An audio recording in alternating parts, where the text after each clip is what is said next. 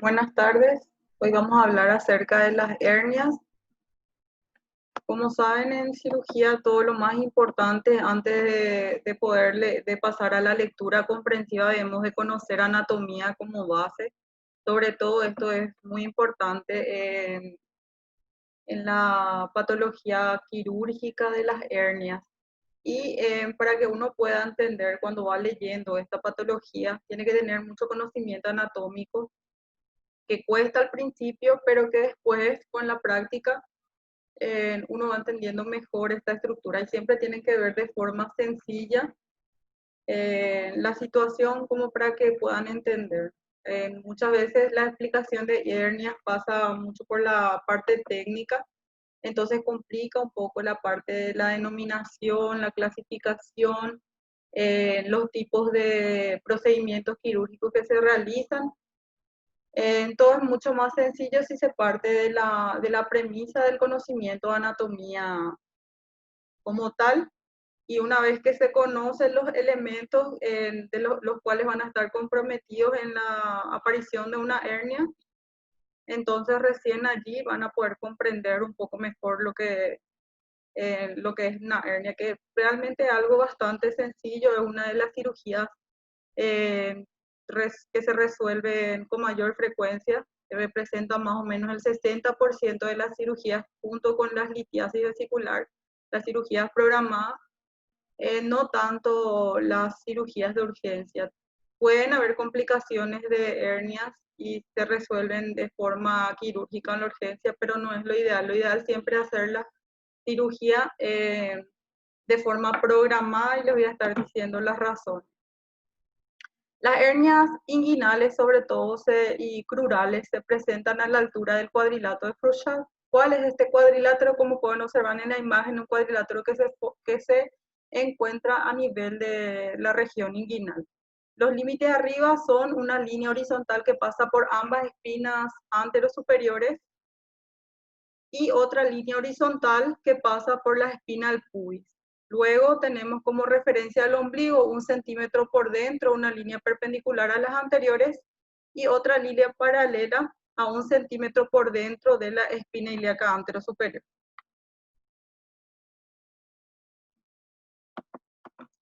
Bueno, ¿qué es la hernia? Como definición, la hernia es la salida del contenido abdominal por un orificio anatómicamente constituido. O sea, esto ya está desde el nacimiento en el paciente. Ahora, existen varias causas que van a jugar un papel en la formación de una hernia. Una es la genética, que probablemente las fibras de colágeno no están enlazadas de la misma forma que en una persona que no presenta hernia durante toda su vida, y se asocia a obesidad, a esfuerzos físicos, a multiparidad y al sexo. Generalmente las hernias son más frecuentes en el sexo masculino por el tipo de trabajo que desempeña, que generalmente está asociado a esfuerzo físico. Y existen dos picos de edades en los cuales se presentan con mayor frecuencia. Una es la edad entre los 20 y 30 años, donde sabemos que los varones realmente tienen mucha actividad física, mucho relacionado al esfuerzo físico, entonces es, es una de las edades, y la otra es que aumenta la frecuencia de presentación en hernias con la edad avanzada, entre 50 y 70 años, y en estos casos puede estar asociado también a otras patologías, como por ejemplo en enfermedad prostática, enfermedades renales, también los asociados a EPOC por una tos crónica, que lo que ocasiona esta tos es un aumento constante de la presión intraabdominal, que va a ocasionar que se vaya debilitando estas estructuras anatómicas, que lo que va a hacer que se ensanche la zona, pierda fuerza la pared abdominal, y por estos puntos específicos es donde se van a exteriorizar las hernias. Bueno, la hernia está formada por un saco, un cuello y un orificio, y los orificios pueden ser fibrosos o pueden ser solamente una habilidad. En el caso de los anillos fibrosos, que son los que mayormente nos preocupa porque tienen mayor frecuencia de complicaciones, están la hernia umbilical, la hernia crural. Y luego, y que por frecuencia son las que mayormente se explican porque no pueden desconocer son las hernias inguinales. Y aquí juega un papel muy importante en la anatomía para poder clasificarla. Están las hernias inguinales indirectas, oblicua externa también es otra denominación, o la hernia directa u oblicua interna. Y vamos a estar explicando, ¿verdad?, cómo nosotros vamos a diferenciar una u otra. Entonces, las hernias inguinales surgen en el área limitada medialmente por el borde externo del músculo recto y hacia abajo por la arcada crural, hacia arriba por una línea imaginaria que une ambas espinas ilíacas anterosuperiores. Entonces, existen planos de disección, que son los planos que uno va abriendo para encontrar la hernia en la cirugía. Lo primero es la piel, tejido celular subcutáneo con la parte superficial que sería camper y la fascia profunda que es la escarpa. Por debajo está el músculo oblicuo mayor, es lo primero que nosotros observamos cuando estamos diseccionando para llegar a la hernia. Por debajo se encuentra pegado a el oblicuo menor y el músculo transverso. Entonces son estas estructuras las que van a jugar un papel importante cuando tenemos en cuenta la cirugía de la hernia y pensamos en su reconstrucción. Existen a este nivel los vasos superoxernos, o sea, los vasos epigástricos inferiores, tanto profundos como superficiales.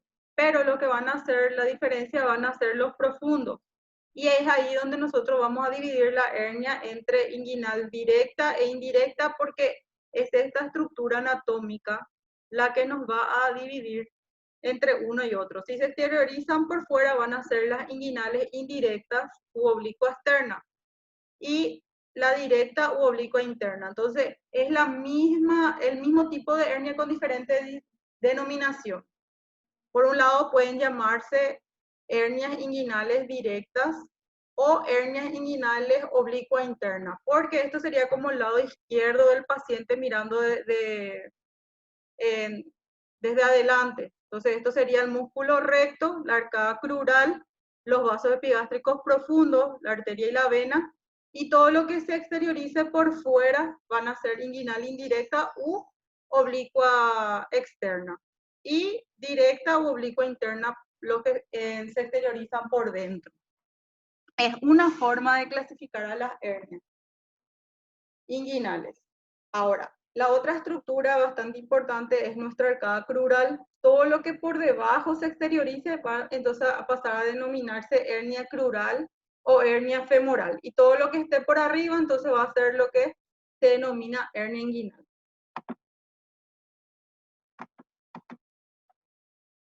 Entonces, es una imagen nada más que para mostrarle mejor lo que estábamos hablando.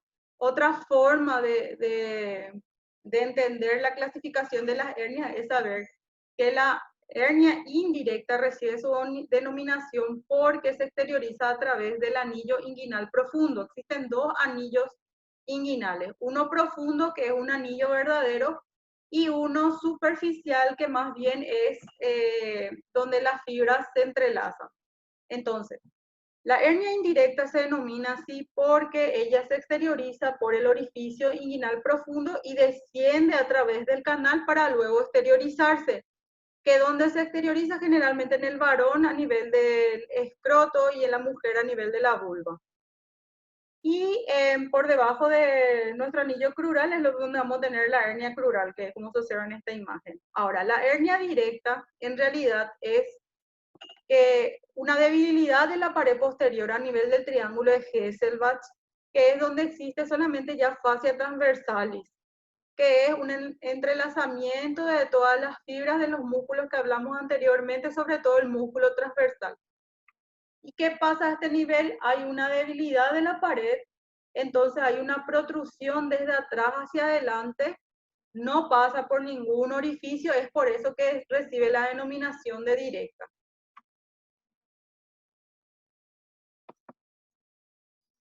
Bueno, ya dijimos que las hernias inguinales son más frecuentes en el sexo masculino, generalmente en una proporción de 3:1, y la diferencia está determinada por la mayor persistencia en el sexo masculino del conducto peritoneo vaginal por un lado, anatómicamente y también por el tipo de trabajo que desempeñan. Entonces, para que se produzca la aparición de una hernia, juegan varios factores un papel para su formación. Entonces, por un lado está la genética, pero puede ser que un paciente no presente hernia porque no realiza esfuerzos físicos.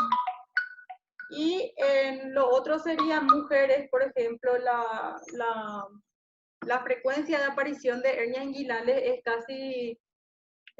casi inexistente, no así las hernias crurales. Las hernias crurales sí se presentan con mayor frecuencia en las mujeres, sobre todo en mujeres obesas de edad avanzada y que tuvieron múltiples partos. Entonces, por una debilidad de la pared debido a factores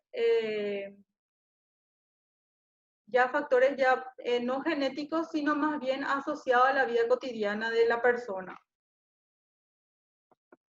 El paciente generalmente, ¿qué es lo que puede referir?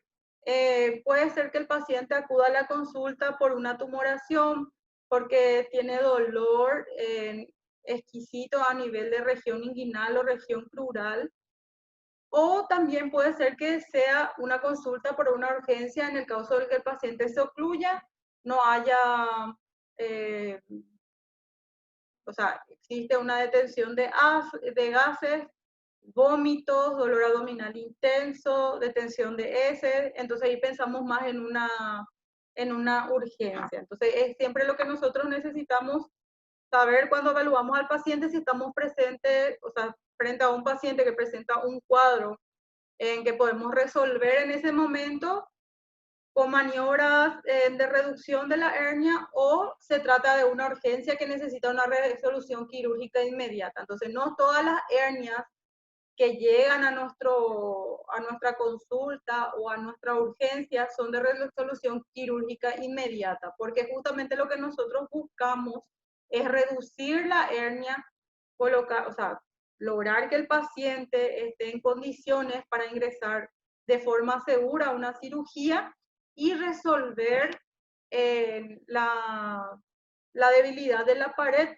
para evitar que haya una recidiva. ¿Por qué digo esto? Porque la mayoría de los pacientes que acuden a la urgencia ya son de edad avanzada, son muy pocos los jóvenes que acuden por una hernia. Generalmente van más al consultorio, se programan, no existe problema, pero ¿qué pasa? Cuando ya son de edad avanzada, la debilidad de la pared es mayor.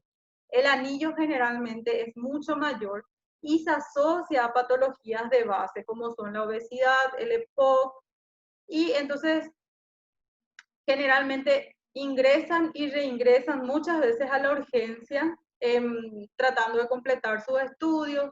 ¿Y qué es lo que buscamos en estos pacientes? En estos pacientes buscamos que se trate la patología de base, que el paciente baje de peso, es fundamental que deje de fumar si es que está fumando y tiene una tos crónica por eso, que acuda con el neumólogo para iniciar su tratamiento para la EPOC, o en todo caso que vaya al urólogo a tratar la hipertrofia prostática o si necesita una cirugía por una hipertrofia ya avanzada, que es un grado 3, grado 4, en el que inclusive le dificulta la micción al paciente. Entonces eso va a ocasionar que haya una presión intraabdominal sostenida que facilite la formación de la hernia. ¿Qué pasa si nosotros, sin salvaguardar todos estos aspectos, sometemos al paciente a quirófano? Generalmente antes del año, antes de los 2 años, ocurre la recidiva de la hernia, que justamente es lo que tratamos de evitar. Entonces tratamos de resolver la causa de base de la hernia, lo que está generando la aparición de la hernia, si es que es el caso. Hay casos que los pacientes no son obesos, no tienen patología de base y simplemente es la genética o con un trabajo de esfuerzo se presentó y bueno, y se programa la cirugía con todos los laboratorios. Y ahí juegan varios factores. En la resolución generalmente se hace con la utilización de mallas de polipropileno, que lo que hacen es reforzar nuestra sutura, porque hacemos la sutura por plano, de todo, que eso ya sería más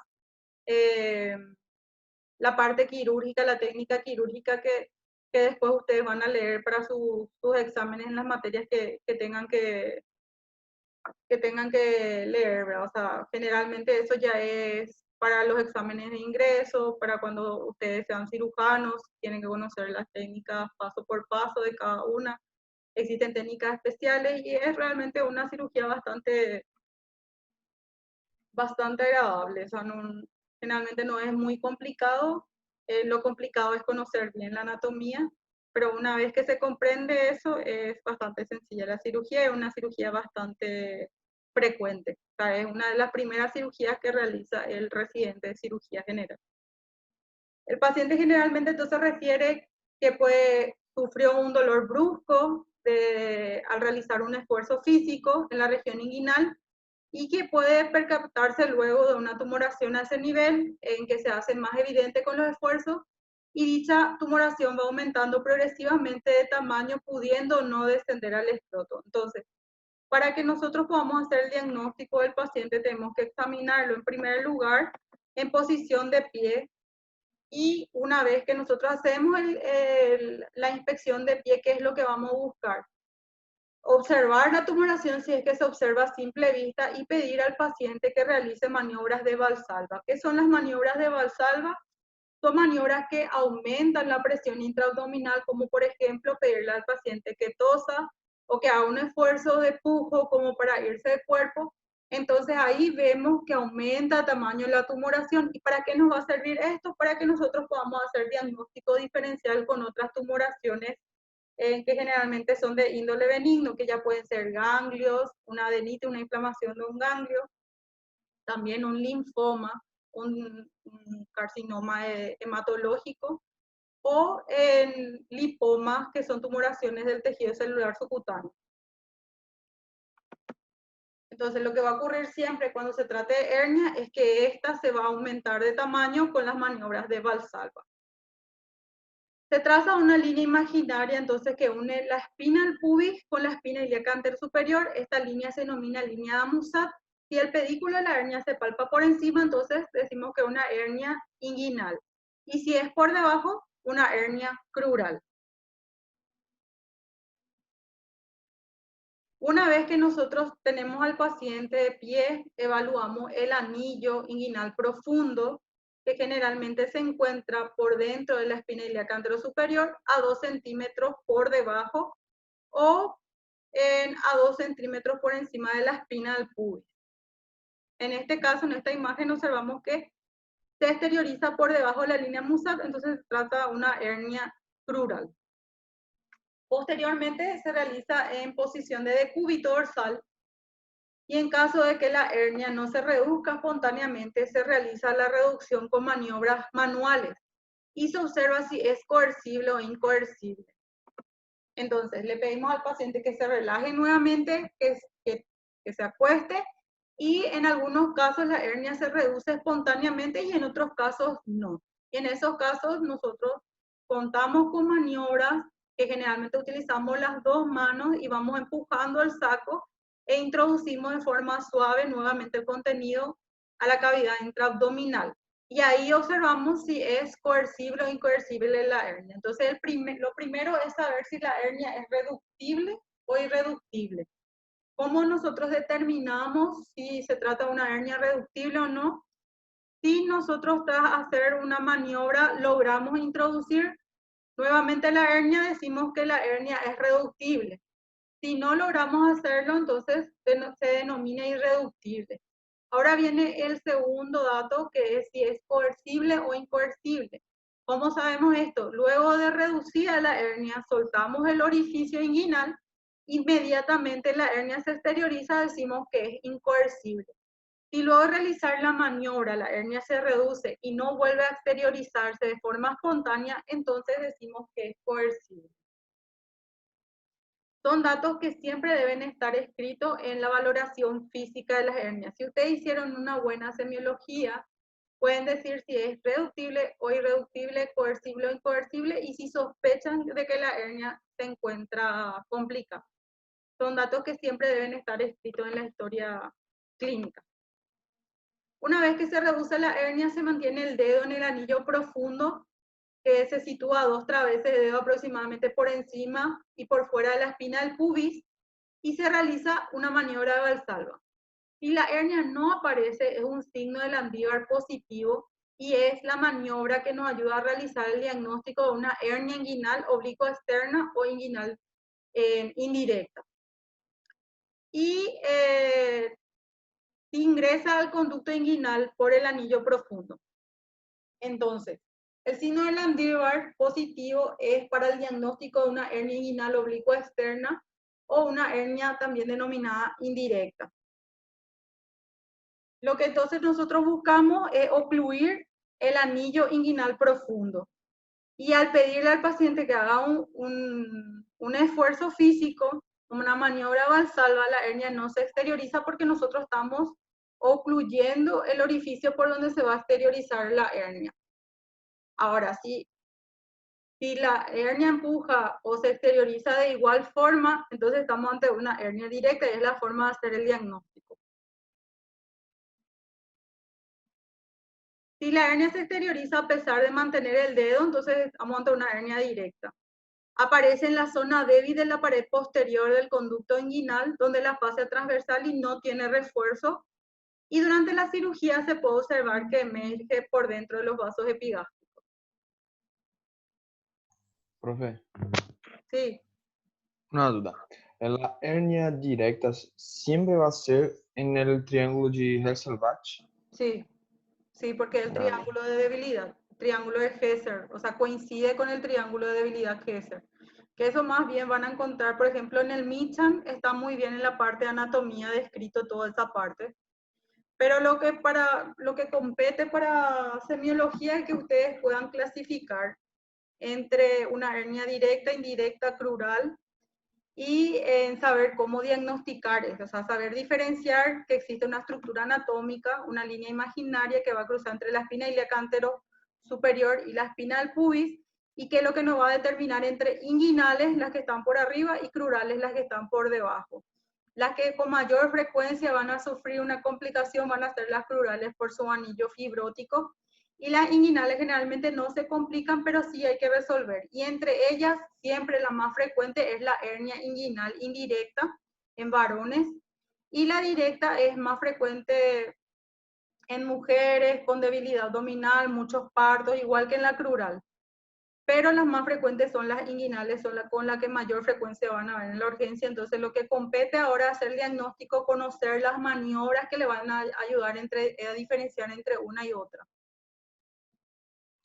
Dale. Y yo puedo decir entonces que la hernia directa solamente hay inguinal, no hay crural, ¿verdad? No, no. Porque justamente lo que hay que diferenciar entre hernia inguinales, hernia crural. La hernia crural no tiene directa, indirecta, no. La hernia crural es por su ubicación por debajo de nuestra arcada crural, Ah, a perfecto, nivel de los perfecto. vasos femorales, por eso también es que se denomina hernia femoral o crural, ¿sí? Y luego todo lo que Dale. está por arriba va a ser inguinal. Y ahí tenemos. Es solamente una forma diferente de denominarla. Puede ser indirecta u oblicua externa, directa o oblicua interna. Y esa externa o interna es por una estructura anatómica también, que son los vasos epigástricos profundos. Perfecto, profe, gracias. Súper. O sea, lo primero entonces es luego un poco complicado diferenciar entre uno y otro porque están ante conceptos nuevos. Y todo se basa en la estructura anatómica, es lo que le va a decir si se trata uno u otro, y es lo que ustedes van a ir buscando al examen físico. Entonces ustedes se van a parar frente a un paciente y van a observar dónde se encuentra. Entonces por eso yo les estoy enseñando, bueno, esta estructura tienen que tener en cuenta la espina ilíaca anterosuperior, la espina del pubis. Bueno, esta línea es la línea AMUSAP.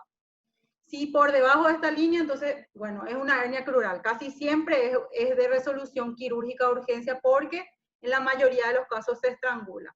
Ahora, si es una hernia inguinal, no. Bueno, es una hernia inguinal, vamos a pedirle al paciente que se acueste, vamos a tratar de reducir. Se le pide al paciente que se acueste, que repose, le hacemos un relajante por vía endovenosa y en la mayoría de los casos logramos reducir. Si no logramos reducir, el paciente presenta mucho dolor, el cuadro ya es mayor de 6 horas, entonces probablemente estamos ante ya un compromiso vascular de las asas y tenemos que meterlo a quirófano. Entonces son puntos importantes que ustedes tienen que ver. Lo primero que van a tener que hacer es hacer la historia clínica y diagnosticar la hernia. Bueno, darse cuenta de que es Tipo, una hernia no es muy difícil. Ahora, saber cuál, en qué tipo clasificar de hernia es lo que va a hacer la diferencia entre un médico que tiene una buena semiología y un médico que solamente te puede decir, bueno, tiene una hernia inguinal y te dice hernia inguinal por la crural o te dice una indirecta por cualquiera de las hernias porque no se tomó el tiempo solamente para entender estos pasos que son bastante sencillos realmente, o sea, no tiene mucha complicación, es nada más que conocimiento de la anatomía, tener el detalle, observar por dónde se exterioriza y conocer estas maniobras que realmente son muy sencillas, se puede realizar por cualquiera y les va a ayudar muchísimo. Al menos si les gusta cirugía, luego es un poco divertido buscar, hacer el examen físico, llegar al diagnóstico, luego llevan al paciente a quirófano. Yo les digo en el caso de un residente que está iniciando, ¿verdad? Y puede observar que realmente el diagnóstico que hizo con su semiología, con su clínica, luego lleva a la mesa de quirófano y efectivamente se trata de la hernia y resuelve de forma quirúrgica. Entonces, es allí donde todo cobra sentido, o sea, es la parte más linda de la cirugía, que realmente lo que está escrito en los libros se cumple si es que uno se toma el detalle de observar cómo viene la estructura. O sea, si conoce la anatomía, hace buen diagnóstico con la semiología y posteriormente hace la resolución del cuadro. O sea, que eso es lo lindo de cirugía, que siempre hay profe, solución del problema. y en el caso de una hernia inguinal, por ejemplo, reductible y coercible, no es necesario quirugía, ¿verdad? No, justamente al No. estar evaluando si es reductible y es coercible, o puede ser el caso de que sea incoercible también, pero que no presente signos de oclusión, que fácilmente entre y salga. Entonces, ahí nosotros decidimos más o menos si vamos a operar o no. ¿Qué es lo que nos va a hablar de que hay una complicación? De que nosotros no podamos reducir esa hernia, de que presente mucho dolor, de que haya signos inflamatorios en la tumoración inguinal, en el que el paciente presente vómitos, dolor abdominal, detención de heces, detención de gases. Le realizamos una placa de abdomen de pie donde observamos que hay niveles hidroaéreos. Entonces estamos ante un cuadro oclusivo que tiene que necesariamente en tratarse de forma quirúrgica, pero puede darse el caso que el paciente refiere dolor, que hizo un esfuerzo que generalmente no está realizando y que nosotros evaluamos la hernia, entra sin problema, tiene un orificio ancho o se trata de una hernia inguinal directa que generalmente no tiene complicaciones porque no tiene un anillo como tal, sino es más bien una debilidad de la pared. Y entonces se decide que decirle al paciente que utilice una faja, por ejemplo, se denomina braguero, que es como un boxer en los varones, de una tela bastante dura, elástica, que lo que impide es que se vaya exteriorizando y que tolere mientras se va programando la cirugía, completando los estudios y si es que, como en el caso de que sea un paciente prostático, que haga su tratamiento previo a la cirugía. Vale, Y también perfecto. se puede indicar en el caso de hernias umbilicales la utilización de una faja abdominal y se le pide al paciente que baje de peso. Porque, ¿qué pasa? Si el paciente se opera con una obesidad, no se disminuye la presión intraabdominal y generalmente a los pocos meses o al año esto vuelve a recidivar, entonces no se resolvió la hernia de forma correcta y se puede volver a complicar. Las hernias umbilicales también, una vez que se complican, tienen un anillo inextensible, fibroso, que también causa con mucha frecuencia complicaciones porque se ve sobre todo en pacientes que tienen un acceso de un cuadro respiratorio con tos muy frecuente, entonces esa tos impide que vuelva al contenido y cada vez va aumentando el contenido de la hernia y generalmente se ocluye, se hematiza la pared, se necrosa y es una cirugía totalmente diferente. Una cirugía programada de hernia es bastante sencillo, pero una hernia complicada implica que haya alteración vascular de las paredes del intestino, que en algunos casos puede llegar a la resección del asa comprometida. En el peor de los casos, en el caso de que se da en el contexto de una peritonitis, se puede hacer una anastomosis de un cabo y el otro se exterioriza con una ostomía protectora. En el caso que haya materia fecal dentro de la cavidad abdominal, por ejemplo, no se puede hacer una sutura intraabdominal, sino que se espera que pase el cuadro, que se haga el antibiótico y luego recién se vuelve a hacer la restitución. O sea, en un segundo tiempo se haría ahí la sutura de las asas. O sea, lo que tratamos de evitar es estas complicaciones. Si el paciente ya llega con la complicación, no hay nada que hacer. Se hace la cirugía de urgencia porque hay que salvar la vida. Pero si la hernia no está complicada, generalmente se le explica y se le enseñan las medidas dietéticas, higiénicas que tiene que seguir para que no se complique la hernia. Se le da todos los pedidos de estudios que tiene que completar para luego programar la cirugía y hacerlo de forma correcta, que es lo que va a tener mayor peso para que se sostenga en el tiempo nuestra cirugía de la hernia. Bueno, es nada más, otra vez un poco de anatomía. Entonces los vasos epigástricos las que van a dividir entre indirectas y directas, y todo lo que esté por debajo de la línea de Musac va a ser femoral o crural.